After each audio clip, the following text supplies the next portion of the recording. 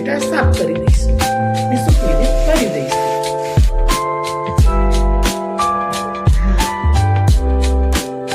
જુઓ, આવી જ રીતે લઈને બેસીએ છાપું પાથરીને તો કચરો બી પડે નહીં.